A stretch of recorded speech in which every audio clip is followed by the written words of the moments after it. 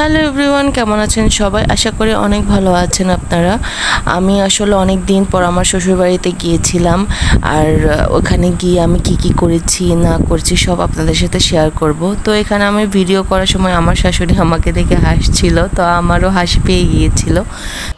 তো ফার্স্টেই বলে নিই, আমার শ্বশুরবাড়ি হচ্ছে বান্দরবানে। তো এখানে আমি ভোর 5টায় ঘুম থেকে উঠে এই সুন্দর সকালের পরিবেশটা দেখে আমার একদম মন ফ্রেশ হয়ে যায়। তো আশেপাশের সব পাখিরা ডাকাডাকি করছিল অ্যান্ড চারিদিকে শুধু সবুজের সমাহার দেখে কার না ভালো লাগবে বলুন। তো আমার শাশুড়ি থাকে জবের কারণে রোয়াংছড়িতে, সেজন্য আমরা রোয়াংছড়িতে এসেছিলাম। তো এই রোয়াংছড়িতে প্রত্যেক সপ্তাহে হচ্ছে বাজার বসে আর কি। তো বাজারটা ছোটোখাটো বাট অনেক সুন্দর পরিবেশ। অ্যান্ড সকাল সকাল আমরা ভোর 5টার দিকে গিয়ে মানে রেডি হয়ে বের হয়ে পড়েছিলাম বাজার করার উদ্দেশ্যে, সকালে রান্না করার জন্য। তো বাজারে যাওয়ার পর এত সুন্দর টাটকা টাটকা শাক সবজি দেখে তো আমার সব কিনে ফেলতে ইচ্ছে করতেছিল, বাট সব কিছু তো কেনা সম্ভব না। আমরা সকালে যেটা রান্না করব সেটাই কিনবো আর কি, যেটা মন চায়। তো এখানে মানে এত ফ্রেশ হচ্ছে তিতা করলার শাক দেখে আর লোভ সামলাতে পারিনি। আমার আর আমার শাশুড়ি অনেক ফেভারেট এই তিতা করলার শাক, তাই আমরা এক আঁটি শাক নিয়ে নিলাম। দেন হচ্ছে আমার হাজব্যান্ড এই শাকগুলো দেখাচ্ছিল। এই শাকগুলো নাকি ওর অনেক ফেভারেট, ইন্ডিয়াতে থাকাকালীন নাকি সে একবার খেয়েছিল। অ্যান্ড আমার শ্বশুর আব্বুরও নাকি ফেভারেট। বাট আমার শাশুড়ি আম্মু বলতেছিল যে এগুলো নাকি অনেক স্মেলি, উনি খেতে পারেন না। তো যাই হোক, তাও এক আঁটি নিয়ে নিলাম। দেন হচ্ছে এই ঢেঁকি শাকগুলো দেখে আর লোভ সামলাতে পারি নাই, এইটাও এক আঁটি নিয়ে নিচ্ছি। তো আমার হাজব্যান্ড বলতেছে যে এত শাক নিয়ে কি করবা, এগুলো কি একবারে খেতে পারবা নাকি?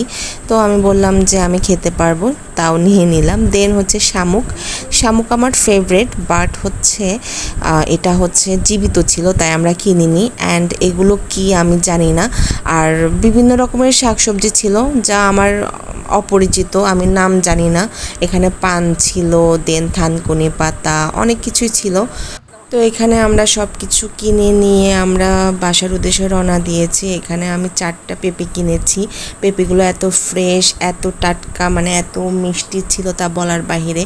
তো এখানে বাসায় এসে আমার শ্বশুরাব্বু রান্না করেছে সব আইটেম। এত মজা করে রান্না করে আমার শ্বশুরাব্বু। এখানে পেঁপেও কেটে নিয়েছি আমি। দেন এখানে বাঁশকরল আমার অনেক ফেভারেট বাঁশকরল। দেন হচ্ছে শুকরের মাংস, তিতা করলার শাক, তারপরে এভরিথিং সব উনি রান্না করছে। সবগুলো রেসিপি এত টেস্টি ছিল তা বলার বাহিরে।